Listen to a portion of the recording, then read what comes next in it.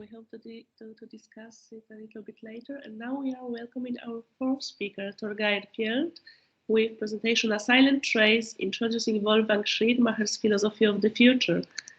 So let us start. Yeah, the floor is yours. Thank you very much.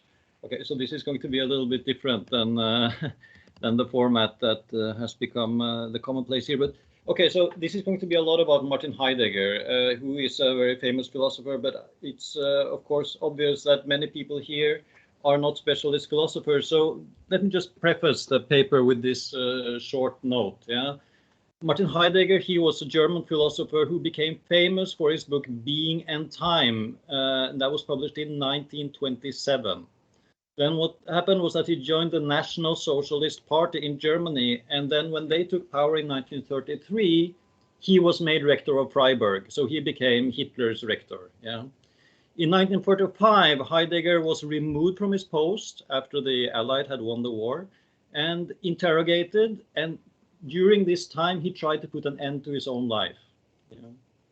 He was never fully rehabilitated during his lifetime, but he was able to lecture. He was a very popular lecturer, traveled widely on the lecture circuit until his death in 1976. Importantly, he never denounced his party membership. And to this day, he is regarded as one of the most, if not the most important philosophers of the 20th century. Yeah. So this is the paper. It is about what do we do with Heidegger today. Yeah, often at conferences and among the hoi polloi of the literati, we hear jokes about Martin Heidegger's double standards. He condemned modern technology in the most damning of terms, and yet we see photographs of him hauling water from and we see photographs of him hauling water from a traditional well at his hut in the Schwarzwald, the Black Forest in Germany. And I'm gonna, if technology serves us now, I'm gonna show you a picture of him. Here he is. Can you see that he's hauling water here with a bucket, and you know, he's living out in the forest now. Yeah. These pictures were taken in 1966 in conjunction with an interview for Der Spiegel, but in agreement with him, it was not published until 1 week after he died, yeah, in 1976. So what happens here is that these pictures, they were taken with what was at that time a hyper-modern single-lens reflex camera. So they were designed to situate Heidegger cleverly as the chief maestro of philosophy of his time. So what we find in this picture is a visual representation of this profound metamorphosis that had occurred to him as a public figure since 1945. From the incarcerated and suicidal follower of Hitler, outcast and left to rot on the philosophical dump of history, Heidegger had reinvented himself. No longer was his chief concern man's unwillingness to come to terms with the nothingness, the void of being. The prescribed cure for which he had written in Being in Time was to take up an attitude of anticipatory resoluteness, so to be ready to fight in confrontation with the world. Rather, the danger intrinsic to our condition, he wrote later, was increasingly associated with modern technology. Heidegger perceived the technological inframing of our lives as the defining feature of our time, and the cause of everything from inauthentic existence to a potential nuclear wasteland. The image of Heidegger hauling water was thus the end point of his transformation from the existentialist favorite of the National Socialists in Germany to the pet philosopher of the emerging ecological movement, which he's very important there today. And as we see, this metamorphosis was crowned with this expression that can be characterized as nothing but a feat of public relations, accomplished with the most modern of technological procedures and apparatuses. So it is easy to snigger about this. Here is a man who, while condemning the implements of modern technology, reaches out and makes use of the same machineries to make a case for himself. To Heidegger, there was no doubt that our modern time was distinctly different from the classical period, and not in a good way. While the ancients also made use of technologies to make pots, jewelry, or to write, it is only in our epoch that technology has become the dominant frame for our existence. This inframing, what Heidegger called Gestell, renders everything as a resource So reducing all things, people, animals, physical and metaphysical items, to objects that can be exploited, manipulated, and put to use. This is Heidegger's main point in his later philosophy, right? So Heidegger's critique, while alluring, has an obvious problem. Portraying our contemporary age as a degenerate victim of modern technology would in effect reduce the crimes of the political organization of which he was a member, the NSDAP in Germany, to a series of unavoidable, albeit tragic events for which no single person should be blamed. The terror machine unleashed in the 1930s, the argument goes, was all due to our cruel and decadent times. In essence, it was technology that was to blame. And nevertheless, when we fully acknowledge the multiple crises that beset us today, it isn't difficult to acknowledge that Heidegger did have a point. Is it not our technological inventiveness that has enabled us to exploit the planet to such an extent that we are on the verge of eradicating our own species through biological destruction, climate change, and the effects of global warming? Is it not the insanely efficient weapons that we ourselves have made that threaten to eliminate all remnant of life on this our only home? And with a cruel twist to this story, when the techno-utopians such as Jeff Bezos or Elon Musk hold that no, such annihilation is not really a problem, since we can just build a spaceship and fly off to populate a new world, how can we not suspect that this new world would be beset by precisely the same shortcomings as our own, since we have not properly dealt with this dilemma at the heart of our civilization? So here again we return to Heidegger with his hewing of water at the well in Schwarzwald. From the photo, we can surmise that the solution he proposes to our present crisis is that we return to the ancient way, that we draw water from wells, make fire from sticks, renounce the modern state, healthcare and childcare, as well as mass organizations and mass culture. Well, all right, some of these inventions won't be much missed, but should we take the proposition of returning to the pre-modern age seriously, or should we regard it more as a public relations effort from the aging patriarch of European philosophy? The simplest solution here, of course, would be for us to acknowledge that Heidegger, like all of us, was a mortal, inclusive of the wrinkles and faults that all mortals have, and that we therefore, even as we recognize his power as philosopher, realize that he was not by any means immaculately raised above human mortality and capacity for mistakes and errors. This, the simplest solution, has nevertheless not been the one grasped in our contemporary debate on Heidegger's legacy. Rather, with the publication of Heidegger's Black Notebooks in 2014, the chair of the German Heidegger Society resigned from his post, as he was now able, he said, to read for himself the extent to which anti-Semitism had clouded Heidegger's thinking in the mid-1930s.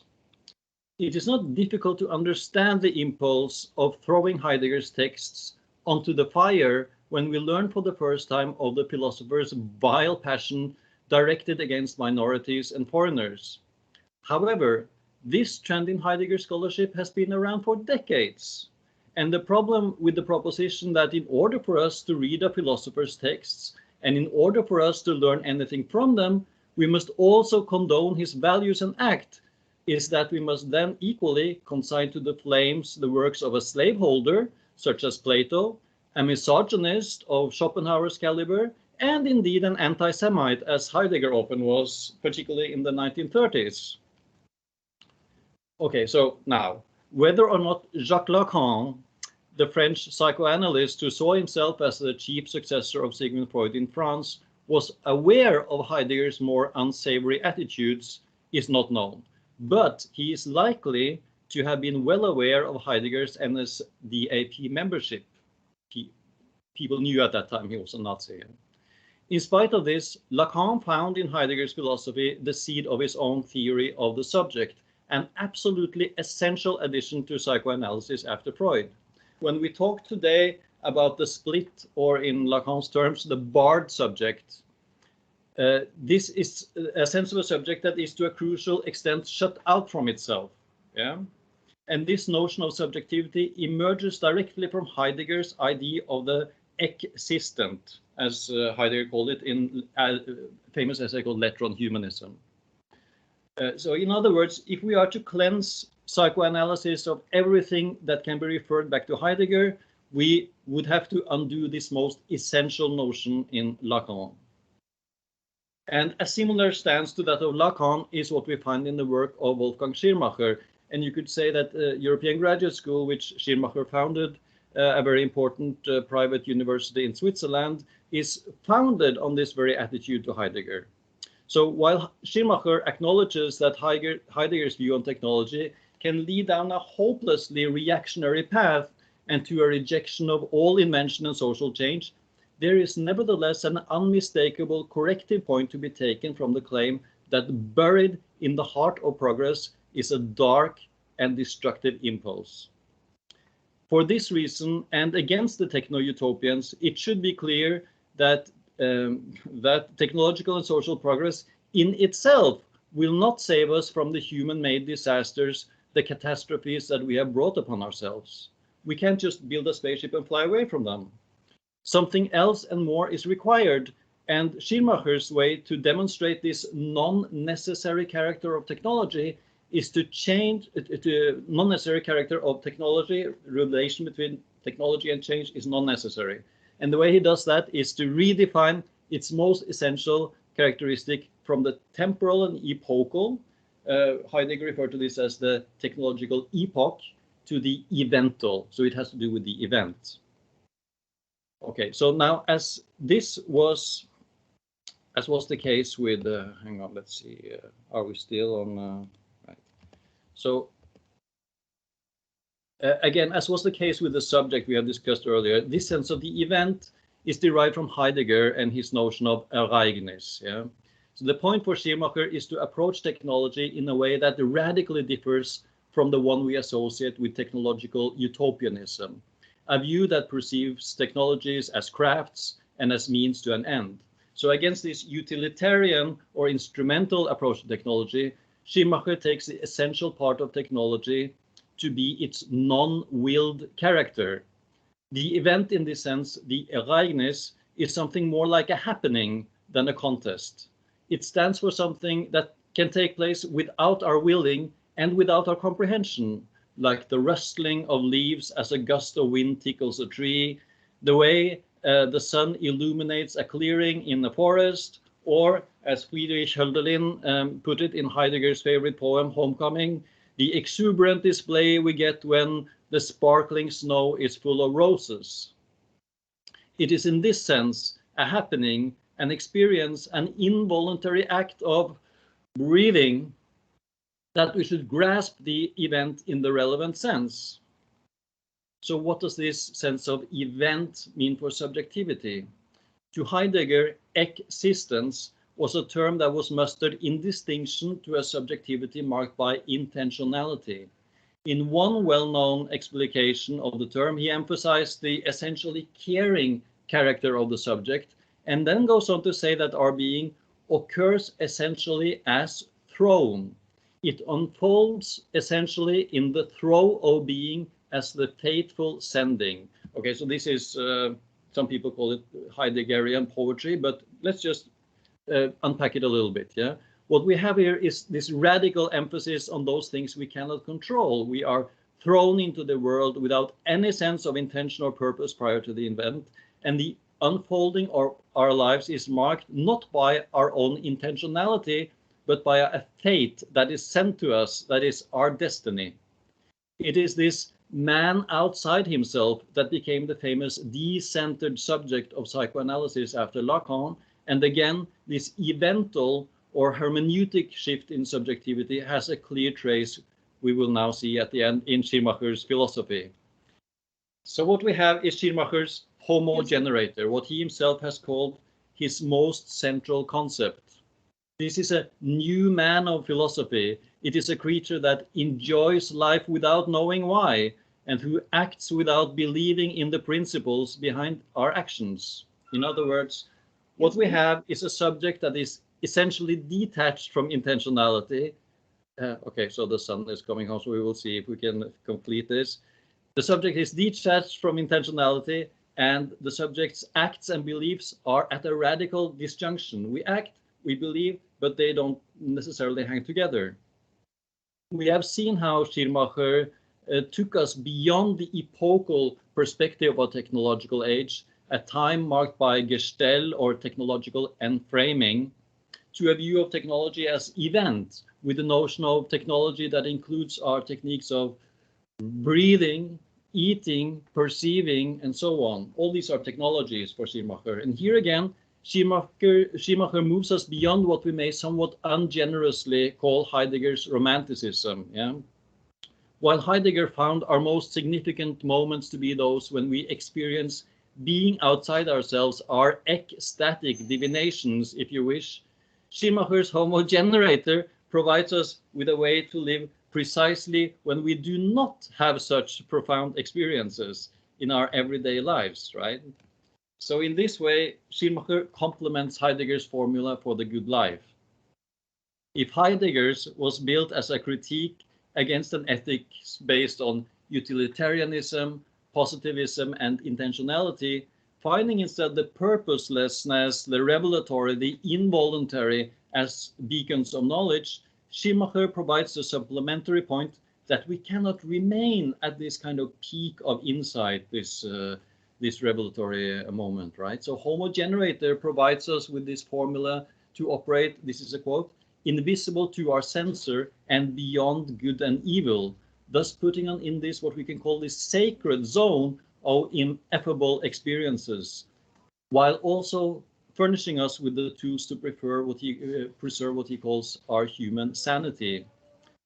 So Homo Generator then, he enables us to make full use of our arts of perception, but also protects the hyper-perceiver, these who are present in this ineffable moment, from what Lacan would have called psychotic immersion. This protective device is the ethical core of Schirmacher's philosophy. This is not the type of ethics that prohibits the subject from entering into novel relations. Schirmacher explicitly declares the purpose of Homo Generator to be to undermine the censoring instance of the superego, but instead it serves as a provider of this crucial anchoring point for the traveler. So to finish off here, consider this image from Schirmacher. In our postmodern mediated world of instant personalities, talk shows and chat rooms provides media for group therapies that let even the weirdest of people feel like everyone else. This is you under different circumstances. Nevertheless, when we are fully immersed in the full-blown senselessness of contemporary media, it is our undisturbed life technique that generates our sanity. Our ethical life world continues its operation even when we are occupied elsewhere. And here it is in this sense that Schirmacher's ethics can be called clandestine. Our ethical belonging maintains our sanity even when we look away from it, operating underground while we pursue our mediated pleasures. So it would seem then that nothing could be more verbose and noisy. I'm sorry to argue. We really are pushed for time. Yeah. You've run over. It's fabulous what you're saying, right. But I really need to stop you now.